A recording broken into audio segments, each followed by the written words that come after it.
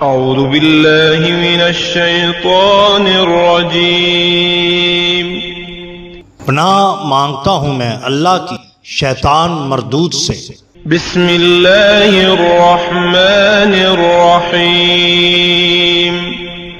شروع اللہ کے نام سے جو بڑا مہربان نہایت رحم والا ہے۔ دا باٹم لائن کے ناظرین کرام السلام علیکم۔ ناظرین، سب سے پہلے تو آپ کو عید کی بہت بہت مبارک ہو۔ ناظرین کرام، صحیح مسلم شریف میں فرمان مصطفیٰ صلی اللہ علیہ وآلہ وسلم ہے، جس نے مجھ پر ایک بار درود بھیجا اس پر اللہ تعالیٰ 10 رحمتیں بھیجتا ہے۔ ناظرین کرام، آج ہم اپنی اس ویڈیو میں آپ کو یہ بتائیں گے کہ نماز عید پڑھنے کا طریقہ کار کیا ہے۔ ناظرین کرام، ایک اور مقام پر حضرت سیدنا معاذ بن جبل رضی اللہ تعالیٰ عنہ سے مروی ہے، فرماتے ہیں کہ جو 5 راتوں میں شب بیداری کرے یعنی جاگ کر عبادت میں گزارے، اس کے لیے جنت واجب ہو جاتی ہے۔ ذی الحجہ شریف کی 8ویں، 9ویں اور 10ویں رات، 4تھی عید الفطر کی رات، 5ویں شعبان المعظم کی 15ویں رات۔ حضرت سیدنا بریدہ رضی اللہ تعالیٰ عنہ سے مروی ہے کہ حضور انور شافع معشر مدینے کے تاجور رسالت مآب صلی اللہ علیہ وآلہ وسلم عید الفطر کے دن کچھ کھا کر نماز کے لیے تشریف لے جاتے اور عید الاضحیٰ کے روز نہیں کھاتے تھے جب تک کہ نماز سے فارغ نہ ہو جاتے۔ سنن ترمذی میں یہ حدیث بیان کی گئی ہے۔ بخاری شریف میں ناظرین کرام ایک روایت حضرت سیدنا انس رضی اللہ تعالیٰ عنہ سے روایت ہے کہ عید الفطر کے دن تشریف نہ لے جاتے رسالت مآب صلی اللہ علیہ وسلم جب تک کہ چند کھجوریں نہ تناول فرما لیتے اور وہ طاق ہوتی۔ حضرت ابو ہریرہ رضی اللہ تعالیٰ عنہ سے روایت ہے کہ رسالت مآب صلی اللہ علیہ وآلہ وسلم عید کو ایک راستے سے تشریف لے جاتے نماز عید کے لیے اور دوسرے راستے سے واپس آتے۔ یہ سنن ترمذی کی جلد نمبر 2 سے حدیث نمبر 541 آپ کے سامنے پیش کی گئی ہے۔ ناظرین، اب ہم آپ کے سامنے مسلک حنفیہ کے مطابق نماز عید کا طریقہ کار بیان کرتے ہیں۔ پہلے اس طرح نیت کیجئے: میں نیت کرتا ہوں 2 رکعت نماز عید الفطر یا عید الاضحیٰ کی 7-6 زائد تکبیروں کے واسطے اللہ عز و جل کے پیچھے اس امام کے، پھر کانوں تک ہاتھ اٹھائیے اور اللہ اکبر کہہ کر حسب معمول ناف کے نیچے باندھ لیجئے اور پھر ثنا پڑھیے، پھر کانوں تک ہاتھ اٹھائیے اور اللہ اکبر کہتے ہوئے لٹکا دیجئے، پھر ہاتھ کانوں تک اٹھائیے اور اللہ اکبر کہہ کر لٹکا دیجئے، پھر کانوں تک ہاتھ اٹھائیے اور اللہ اکبر کہہ کر باندھ لیجئے۔ یعنی پہلی تکبیر کے بعد ہاتھ باندھیے، اس کے بعد دوسری اور تیسری تکبیر میں لٹکائیے اور چوتھی میں پھر سے ہاتھ باندھ لیجئے۔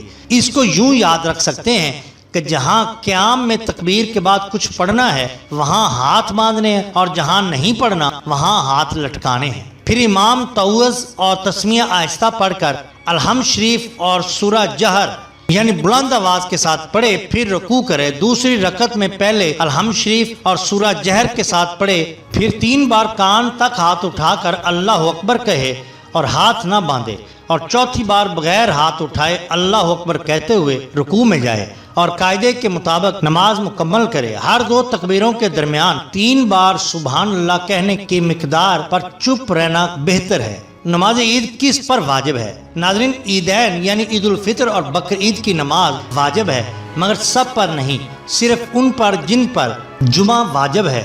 عیدین میں نہ اذان ہے اور نہ ہی اقامت۔ عیدین کی ادا کی وہی شرائط ہیں جو جمعہ کی، صرف اتنا فرق ہے جمعہ میں خطبہ شرط ہے اور عیدین میں سنت۔ جمعہ کا خطبہ قبل از نماز ہے اور عیدین کا بعد از نماز۔ ان دونوں نمازوں کا وقت سورج کے بقدر ایک نیزہ بلند ہونے یعنی طلوع آفتاب کے 20 منٹ کے بعد سے شروع ہو کر نصف النہار تک ہے، مگر عید الفطر میں دیر کرنا اور عید الاضحیٰ جلدی پڑھنا مستحب ہے۔ یہاں سوال یہ پیدا ہوتا ہے عید کی ادھوری جماعت ملے تو کیا کرنا چاہیے؟ تو ناظرین کرام، پہلی رکعت میں امام کے تکبیریں کہنے کے بعد مقتدی شامل ہوا ہو تو اسے اسی وقت تکبیر تحریمہ کے علاوہ مزید 3 تکبیریں کہہ لے، اگرچہ امام نے قرأت شروع کر دی ہو، اور 3 ہی کہے اگرچہ امام نے 3 سے زیادہ کہی ہوں، اور اگر اس نے تکبیریں نہ کہیں کہ امام رکوع میں چلا گیا تو کھڑے کھڑے نہ کہے بلکہ امام کے ساتھ رکوع میں جائے اور رکوع میں تکبیریں کہہ لے، اور اگر امام کو رکوع میں پایا اور غالب گمان ہے کہ تکبیریں کہہ کر امام کو رکوع میں پایا تو کھڑے کھڑے تکبیریں کہے پھر رکوع میں جائے، ورنہ اللہ اکبر کہہ کر رکوع میں جائے اور رکوع میں تکبیریں کہے۔ پھر اگر اس نے رکوع میں تکبیریں پوری نہ کی تھیں کہ امام نے سر اٹھا لیا تو باقی ساکت ہو۔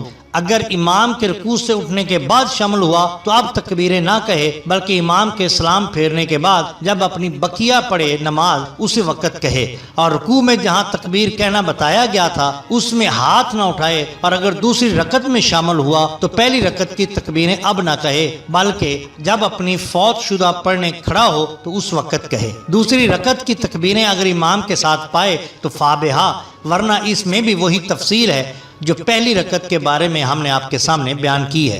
ناظرین کرام، اگر نمازی کو عید کی نماز نہیں ملی اور اس مسجد میں عید کی نماز مکمل ہو گئی ہے تو کوشش کرے کسی دوسری جگہ پر نماز مکمل کرے، اور اگر یہ نہ ہو سکے تو بہتر ہے کہ یہ شخص 4 رکعت چاشت کی نماز پڑھ لے۔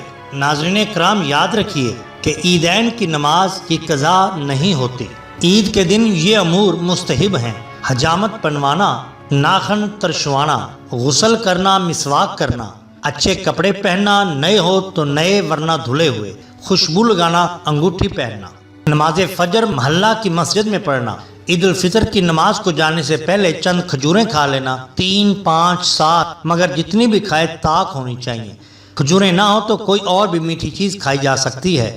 اگر نماز سے پہلے کچھ بھی نہ کھایا تو گناہ تو نہیں ہوگا مگر سنت کے خلاف ہوگا۔ نماز عیدگاہ میں ادا کرنا یا مسجد میں، عیدگاہ کی طرف پیدل جانا، سواری پر جانے میں کوئی حرج نہیں، مگر جس کو پیدل جانے پر قدرت ہو بہتر ہے کہ وہ پیدل ہی جائے۔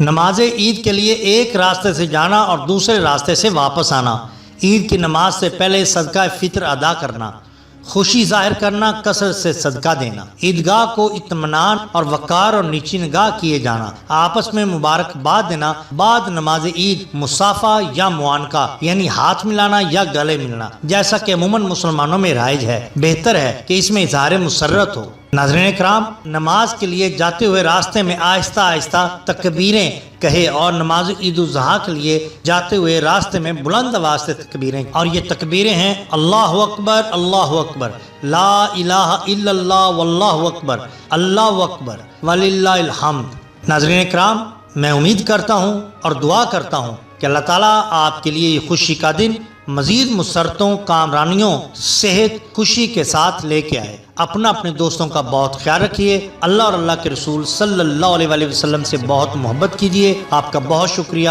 اللہ حافظ۔